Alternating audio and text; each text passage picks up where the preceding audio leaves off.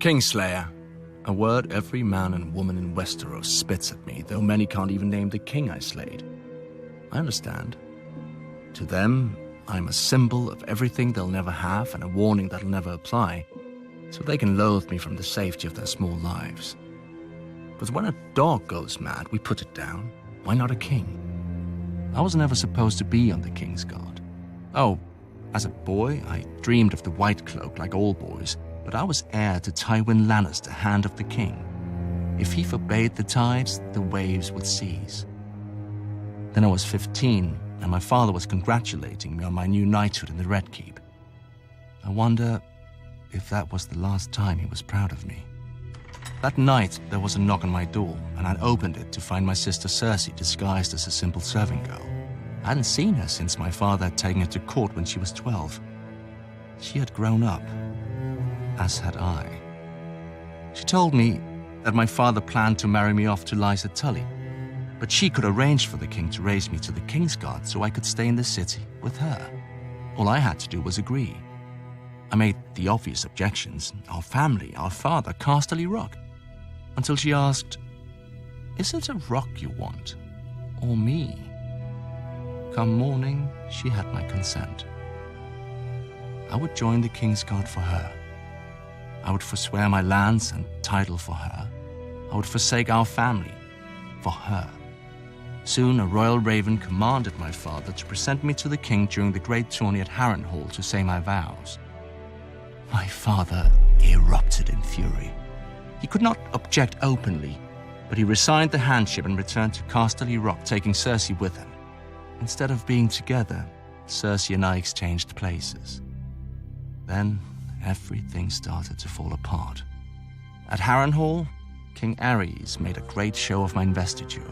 I knelt before him in gleaming armor and swore the oath of the Kingsguard. When Sir Gerald Hightower raised me up and put the white cloak on my shoulders, a roar went up from the crowd.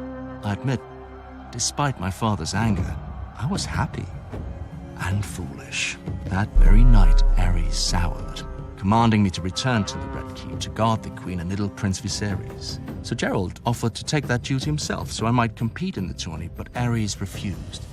"He'll win no glory here," the king said. "He's mine now, not Tywin's.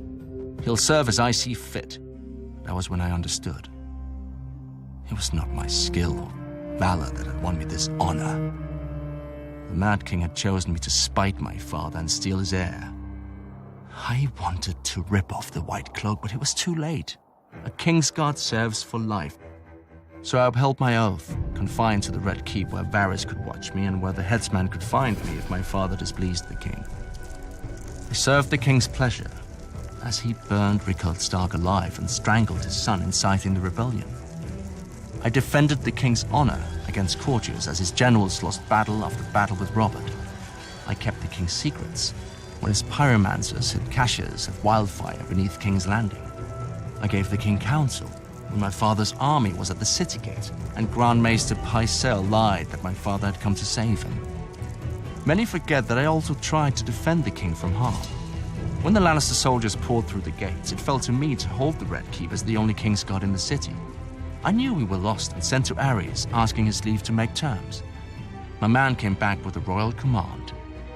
"Bring me your father's head if you are no traitor." Aerys would have no yielding.